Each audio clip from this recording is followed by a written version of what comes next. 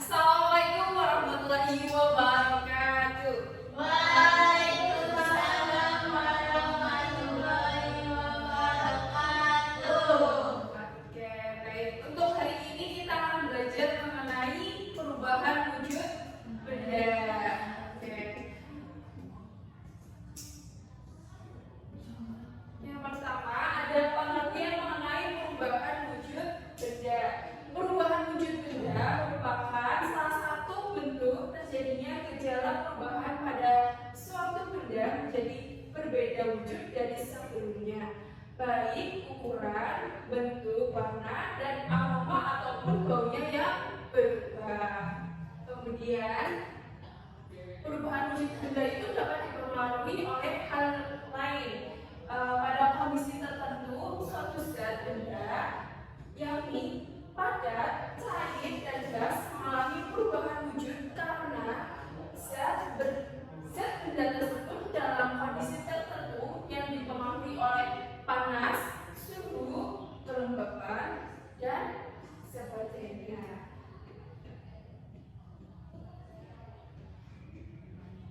Kemudian di sini ada karakteristik sifat benda padat. Benda padat mempunyai sifat yang pertama yaitu dapat dipindahkan atau dipegang tanpa mengubah bentuk aslinya. Yang kedua, dapat diubah dengan perlakuan yaitu diberi tekanan, digunting, dilipat, disobek, dan sebagainya. Kemudian juga volumenya tetap, bentuknya juga tetap. Contohnya seperti yang pertama ada pensil, buku, tas, meja, dan lain-lainnya. Kemudian yang kedua ada karakteristik sifat benda cair. Benda cair mempunyai sifat yang pertama, bentuknya dapat berubah mengikuti wadahnya. Kemudian mengalir dari tempat lebih tinggi ke tempat lebih rendah. Kemudian juga merambat melalui serat-serat.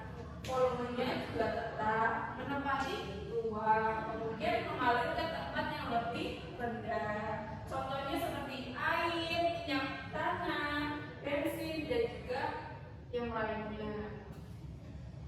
Kemudian karakteristik sifat benda gas yang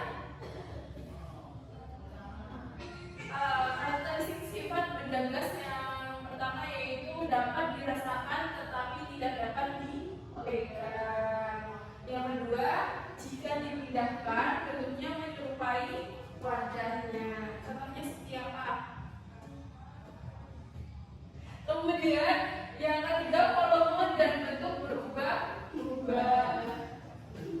Yang keempat, menekan ke segala arah. Contohnya seperti uap air, uap minyak wangi, uap bensin, dan lain-lain.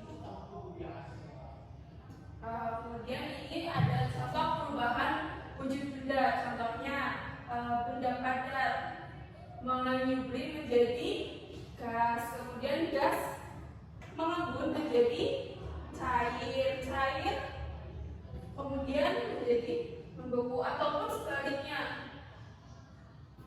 Ya, padat ke cair, kemudian menguap menjadi gas, kemudian gas mengkristal kembali menjadi padat, benda padat. Kemudian juga ada macam-macam perubahan wujud benda. Yang pertama, pengertian pencair. Pencair adalah bentuk perubahan wujud yang terjadi pada benda padat menjadi benda cair. Agar dapat terjadi perubahan wujud mencair, maka memerlukan panas atau kalor yang mempengaruhi zat benda tersebut. Kemudian yang kedua, membeku. Membeku adalah bentuk perubahan wujud yang terjadi pada benda cair menjadi benda padat. Perubahan wujud membeku bisa dibilang kebalikan dari mencair. Itu artinya proses perubahan wujud dengan membekukan, melepaskan panas pada suhu yang dingin berkebalikan dari mencair. Contohnya apa? Contohnya yaitu air menjadi es batu. Kemudian yang ketiga ada